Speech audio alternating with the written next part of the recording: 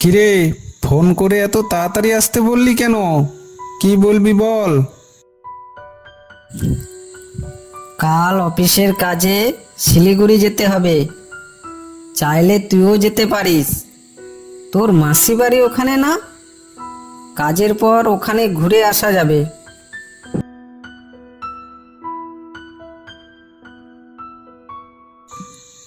ভালো আইডিয়া দিয়েছিস তো।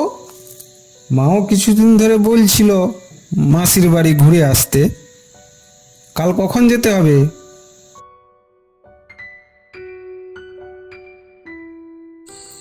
ওই ধর কাল বিকেল 4টার দিকে। আমি অফিস শেষ করে তোকে ডেকে নেব, কেমন? আচ্ছা, ঠিক আছে, তাহলে আমি এখন আসি। কাল দেখা হবে।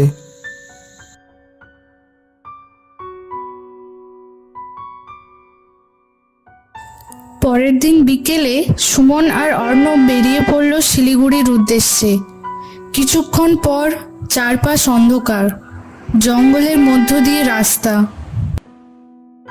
কিরে সুমন, তোর চাকরির খবর বল। সেদিন যে ইন্টারভিউ দিতে গিয়েছিলিস, হলো সেটা? হ্যাঁ, আর বলিস না।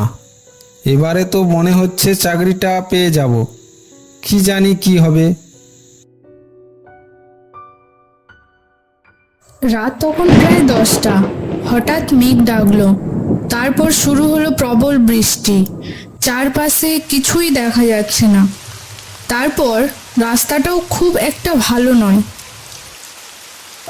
এই যা, বৃষ্টি শুরু হয়ে গেল যে। কি হবে? রাতও হয়ে গেছে। এই জঙ্গলে রাস্তার মধ্যে কোনো হোটেল বা দোকান কিছুই দেখছি না। এই বৃষ্টিতে একটু চা হলে কেমন হয়?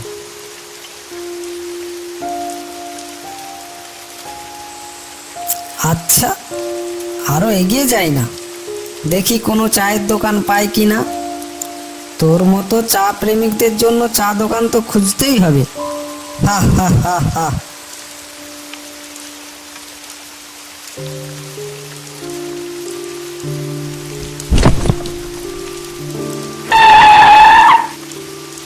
কিরে, কার সাথে অ্যাক্সিডেন্ট করলি? মনে তো হচ্ছে কোনো জন্তু জানোয়ার হবে। চল নেমে দেখি। এই বৃষ্টিতে নেমে তুই কি করবি? চল, যা হয় হবে। ওই তো দূরে একটা মনে হচ্ছে কোনো দোকান দেখা যাচ্ছে। দোকানের দিকে এগিয়ে যাই, চল।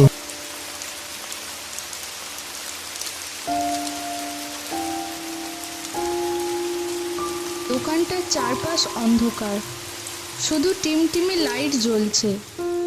তারা গাড়ি রাস্তার ধারে রেখে চায়ের দোকানে ঢুকলো। দোকানটা পুরনো কাঠের তৈরি, ভেতরে কাঠের বেঞ্চ আর একটা পুরনো হ্যারিকেন জ্বলছে।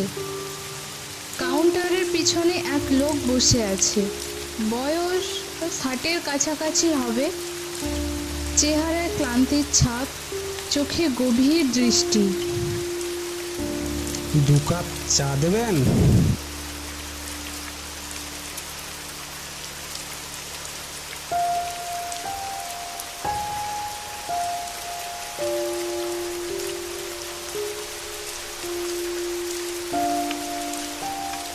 এখানে কি তোমরা প্রথম এসেছো?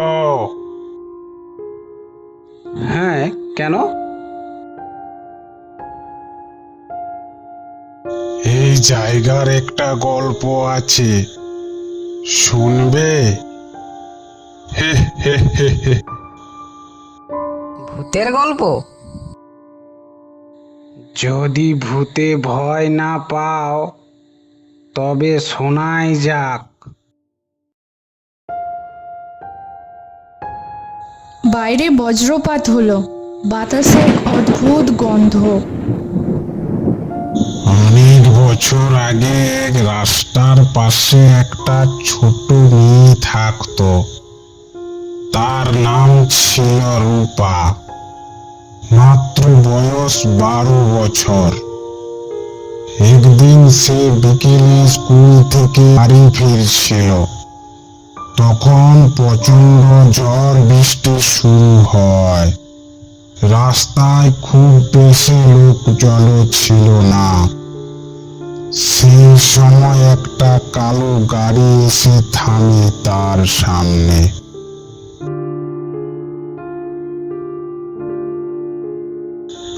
গাড়ির ভেতর থেকে একটা লোক তাকে ডাকে। রূপাকে বলে যে তোমার বাড়ি পৌঁছে দেব। রূপা প্রথমে রাজি হয়নি, কিন্তু তখন বাজ পড়ল আর ভয়ে সে গাড়িতে উঠে পড়ল। তারপর সেই রাতেই ওই রাস্তার ধারের জঙ্গলে পাওয়া গেল তার নিথর দেহ।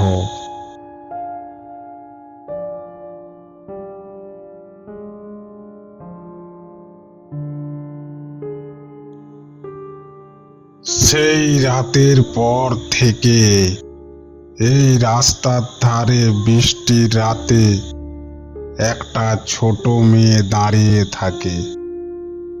সে সাহায্য চায়, আর যারা গাড়ি থামিয়ে তাকে তুলতে যায় তারা আর ফিরে আসে না। গল্পটা সুন্দর, কিন্তু ভূতে বিশ্বাস করি না আমরা। হ্যাঁ, এগুলো তো গ্রাম বাংলার সাধারণ গল্প।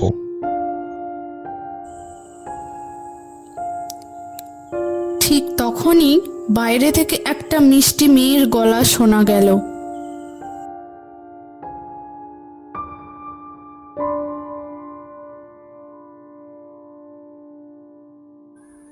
দাদা, আমায় বাড়ি পৌঁছে দেবে?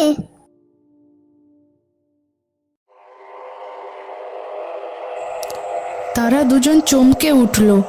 একটা ছোট মেয়ে দাঁড়িয়ে আছে দোকানের বাইরে। সাদা স্কুল ড্রেস পরে আছে, পিঠে একটা পুরনো ব্যাগ। সে হাসছে, কিন্তু তার চোখের দিকে তাকিয়ে বুক কেঁপে উঠল।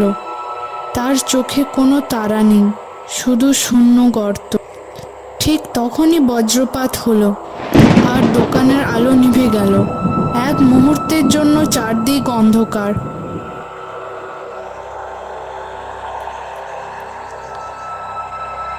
তারপর যখন আলো ফিরল, চায়ের দোকানটা আর সেখানে ছিল না। শুধু পড়েছিল দুটি চায়ের কাপ, আর বাতাসে ভেসে আসছিল সেই ছোট মেয়ের গলা, আমাকে বাড়ি পৌঁছে দেবে?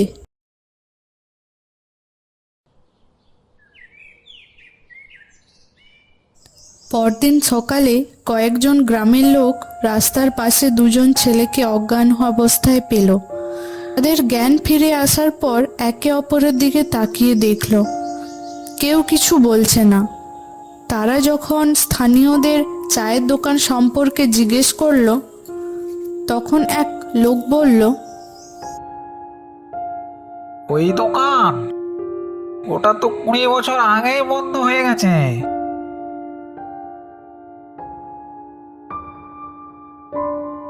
কিন্তু গতকাল রাতে আমরা ওখানেই গিয়েছিলাম। দোকানের মালিকই তো ছিল রূপার বাবা, আর সেই রাতে রূপার মৃত্যুর পর ওর বাবা গাড়ি অ্যাক্সিডেন্টে মারা যায়। ওই দোকান শুধু বৃষ্টির রাতেই দেখা যায়। দুই বন্ধু স্তব্ধ হয়ে গেল। তারা কি ভূতের দোকানে চা খেয়েছিল? সেই মেয়েটি কি সত্যিই রূপার আত্মা ছিল, নাকি এটা শুধুই তাদের কল্পনা? কেউ জানে না। কিন্তু আজও যদি কেউ রাস্তায় বৃষ্টির রাতে যায়, তাহলে শোনা যায়, দাদা, আমায় বাড়ি পৌঁছে দেবে?